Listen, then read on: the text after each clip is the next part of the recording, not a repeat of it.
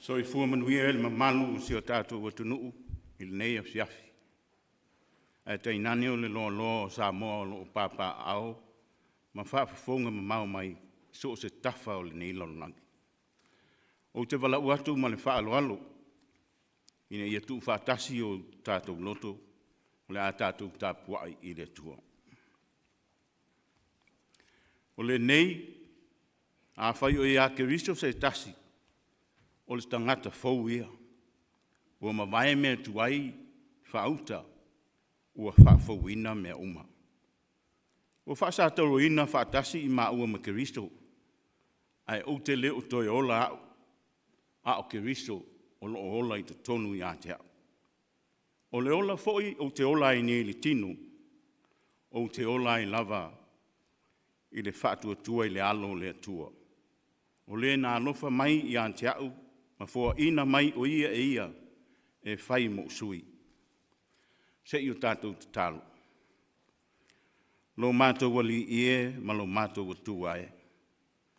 E ui lava iso mātou le tala whea ngai, ma lo malu, ma lo sili ese. A wao i mātou o tangata anga sala ma whaatau wā. E ua vea lava le whaamalo si au mai o lo wangang pa ia, ma ala ua mātou loto te tele ai, e talo atu. Wa mātou ai oi atu, awa le tamae, a fio maia, e ala i lo wangang pa ia. E te tautua lua ina la mātou tāpua inga o le a whaia nei. Ina ia o mātou whaia i le anganga ma le whaamaoni lava, ma ia i ua tuai i se vi inga o lau fio.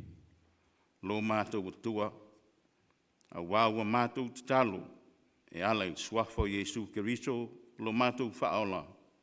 Ameni. Whaitawina, o le tuspa ia.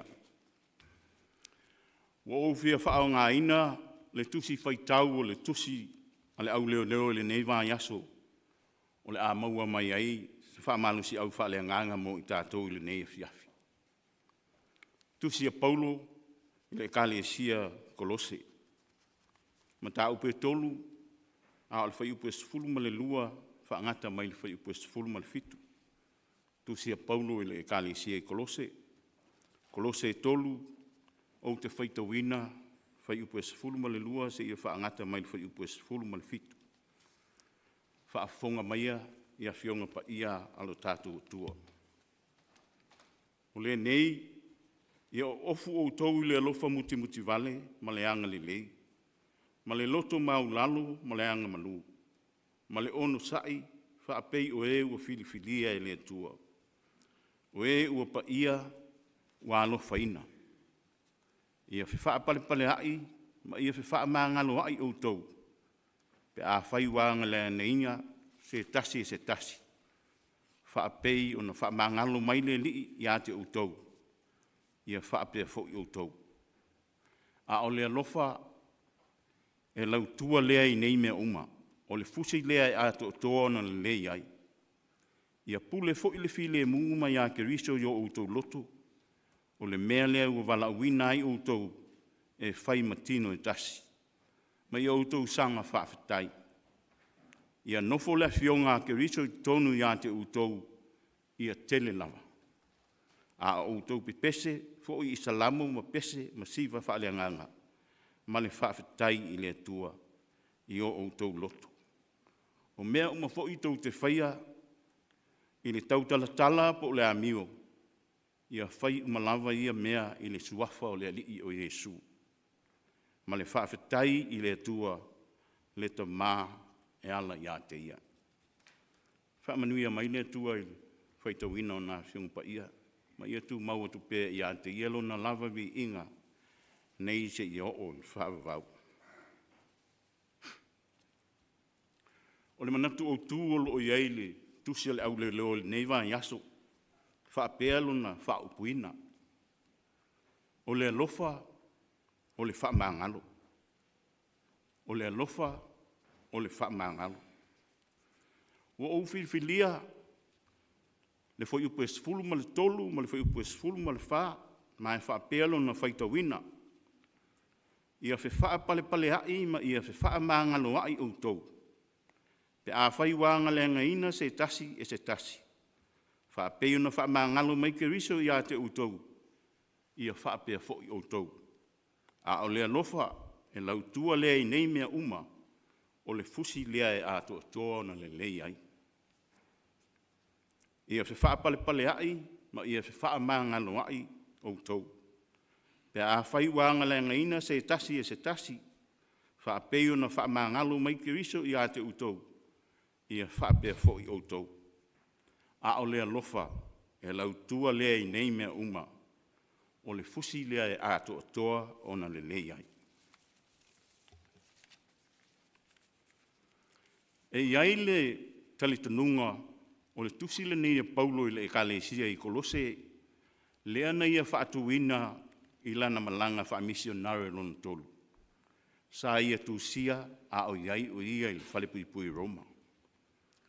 O se tusi e le ngata sa ia wha awhitai ai le anga le lei ma le alofa o le atua o na ua tupu maola le ngāruenga. E sa ia wha awhitai a fo i tangata lotu o na lo latu mā i le ngāruenga le li. I lo latu wha atua tua. Ai ui lava ina tupu pea le ngāruenga. Ai pei lava fo i o ekalesia uma, ma le tele o ekalesia kirisiano i nei ona po. E iai lava ma le mau whaafi tauli i te tupu mai ai. O le whaafi tauli o loo tupu i le ekalesia i Kolose i ia vai tau.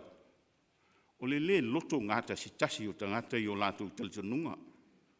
Ma ua lea o ngā tasi ai fo i ma tali tonunga wha kirisiano. Wa tele tali tonunga ese, ai meise o tū maanga wha anu po, o e tali tonu ia itu wawalo ma whai pile, ma le au popoto, nā ona talia o le upo le atua, ai ua tau ma whai e lo loo ma toso mai, i o lātou tali tonunga wha al tangata, ina ia avea ma mea moni. A o le fesili. O le asa fo o le apostolo e fo i ai nei wha whitau. Au ai au ngā fo i mo i tātou, mā tātou au lotu mo le lumana. O te manatu, o se tasi leo tali ale apostolo i le wha whitau. Leo o filifilia e avea ma matua, o loo wha pe mai. Ia fe wha pale pale ai, ma fe wha maa ngalo ai o tau. Pe a whai wānga leanga ina se tasi, wha peo na wha maa ngalo mai ke riso i a te utau. Ia wha pea fo i o tau. A o lea lofa e lau tua lea i nei mea uma, o le fusi lea e a toa o na le lei ai. O loo mawhai o na wavala mai i mafu whaunga o le apostolo, le mafu anga nei a vai ina ila na tusi le nei le ekalesia i Kolose. Ini vaenga tā ua se tolu. Mua, mata upu mua. O ke riso o le atoanga lea o le whaamatala ina o le atua. Christ is the full expression of God. Wa liu tino tangata le upu. Sa mau foi o ia mai tātou. Na mātou tamata i lona mamalu. O le mamalu lava lea o le alo e to tasi o le tamaa. Ua tumu o ia i le alofa tu noa ma le whamaoni. O le vaenga e lua, ma tā upu e lua, o ke riso o le ala lea i le tua. Christ is the way to God. Whetalai Jesu, o au nei o le ala, upu moni ma le ola. E le anu tu lava se tasi ta mā, pe a leo i mai i ateau. O le manatu e tolu, o loo vai ina i ei, le tusi ne e Kolose, wha pealu na wha upuina. O ke riso, o le mamanu lea e te tau na ola ai. Christ is the pattern of fulfilling life. A wau wha pea na lufa mai, o le atua i le larulangi. Wai awina mai eino nā te lii tō tasi. Ina ia le whanu se tasi e wha tua i ante ia. A ia maua e ia le ola e whaavavau. Whai mailita ngā vai au talavou. Ale kalesia whapotonga ki Usiano Samoa. Ia ola ia ke riso. O nisi ia upu whai wiu. O loo I whai upu muli muli na o whai tawina. Mai le tusi o kalose o loo whapea mai. Ia nofo le fio ngā ke riso I to tonu ia te utou. Ia tele lava. O mea o mafo I tau te whai e le tau tala tala po le amio. Ia whai a uma lava ia mea I le suafa o le li o Yesu. Ma le whaafetai I le atua le ta maa ona o ia. O le manatu o tū ua whaama mawhaina. Whai mai o le alofa o le whaama ngalo. Manatua le apopo I ngā paulo I le kalese kolose. Whai mai whaapei o na whaama ngalo mai ke riso I ante utou. Ia whaapea fo I utou. Wheta lai Yesu e tusa ai mali moni maua mātai o. Ta upo ono a whai upo sfulu wha ma sfulu lima. Whaapea. A wa a whai tu te whaamangalo ina atu, tangata ia lātou wangatala. E whaamangalo ina fo I outou. E lo outou ta maa o I le langi. A whai tu te le whaamangalo ina atu, tangata ia lātou wangatala. E le whaamangalo ina fo I outou e lo outou ta maa o I le langi.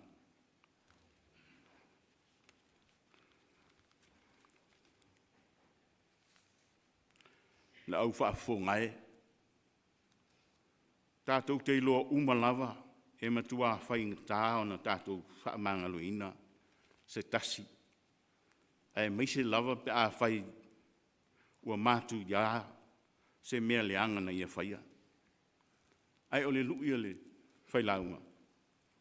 Tātou talia ia le lui ua au mai le manatu au tū mo I tātou I le nei Afiafi. Whai mai o le alofa o le whaamangalo. Whaamangalo ona o le moni o le alofa. Whai mai ni se upu o le tatalo Yesu lo uta mai. Ia e whaamangalo atu ia te I lātou. Au wau wa lātou lei loa le mea wa lātou whaia. Na maliu whaamaturo lava I le sātauru ona o lona alofa ia I tātou. Whai mai nisi upu o vi inga o le atua, ia e tau tala bea I le maliu o Yesu. Tau tala ai I lona alofa ua maa ngalo ai tātou. E le sili lava se alofa o se tasi le nei alofa, ina ua ofo ina atu e ia lona ola, e sui ai ana wo. O le alofa le nā o le atua tātou tatalo. E te lui tau ina pea I mātou I o mātou vai vainga I aso whaiso. Pe a mātou whe ese ai ma whita ngā. A e whaafetai lo whaamalu si au mai. E nei lava se mea e whainga tā ia I lātou uma. Ua moni le ala lofa I lau whio. Ma le whaatua tua. O la mātou te talo, ia e whaaloto, ia e whaaloloto ina lo mātou whaatua tua, ma ia whaatele ina I pēa lo lava vi inga e whaavavau. Amen. O le a tātou vi inga o le atua, Sauniga.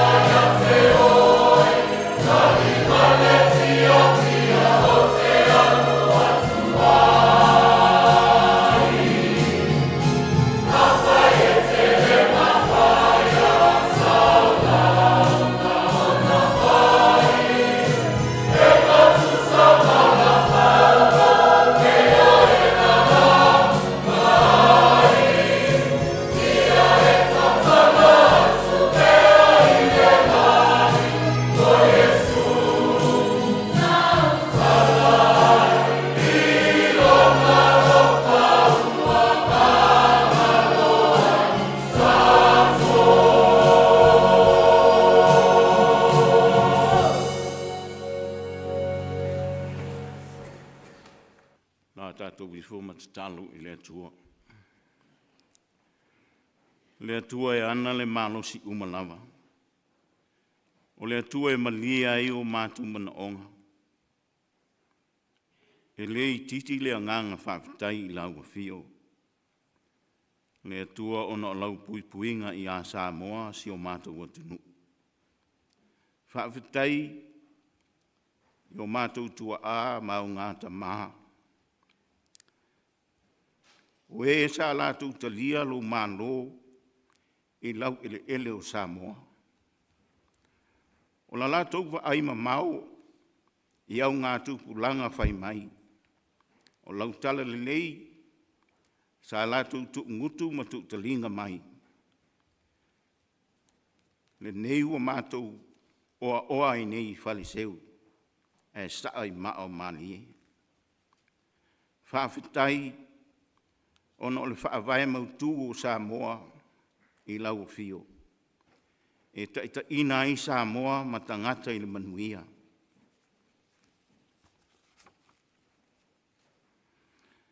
Ma mātou whaafitai lo mātou tamā.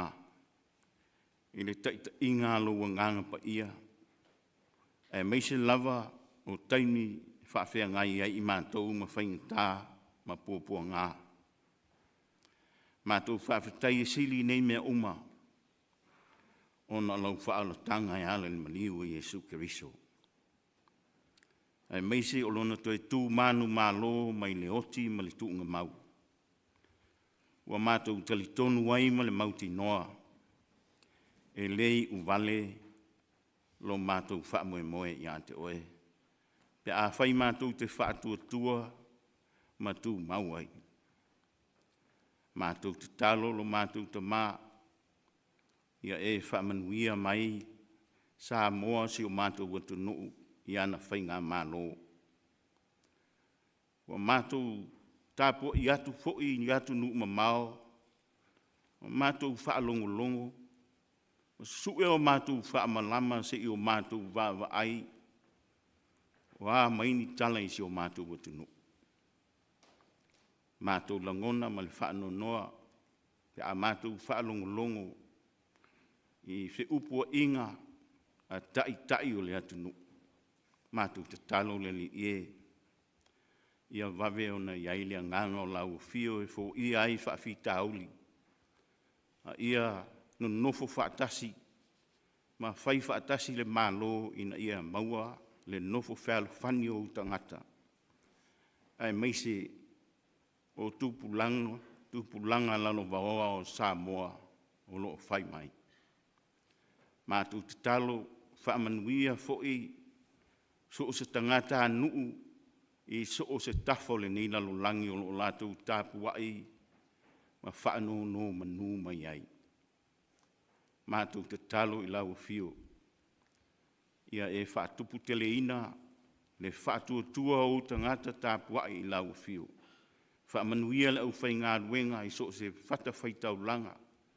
Whaamanuia le whainga mālo si o mātou atu nuu. Ia manuia le taitai o le atu nuu. Ai meise o le kāpeneta o lo lātou pūlea le nei vai tau whainga mālo. Ia iailu while mū ma ia iai au whaamanuianga. Manuia fo'i a mātou tama whanau I so se tafo le nei lalo langi. Whai lele ma pepe fou, manuia I lātou, maise o e o loo whaafea ngai ma o onga, maua le poto ma le ata mai. Ia e tutofi ai nisio I lātou, e whaau aua lau whiau, ma lau tala nei. Whaamanuia a mātou au lotu I atu nuu mamao, loo tāpua I mamao mai ai. Maise fo'i o le e kālesia o ao, whaamanuia le au whainga ruenga, o loo lātou whaasala lawina I lunga I so se tafa o le lalolangi. Ia vi ia lau fio, ma ia tele ni nganga I liu watu I ante oe lo mātou tua. E ano noa I o mātou manaonga lo mātou tamā.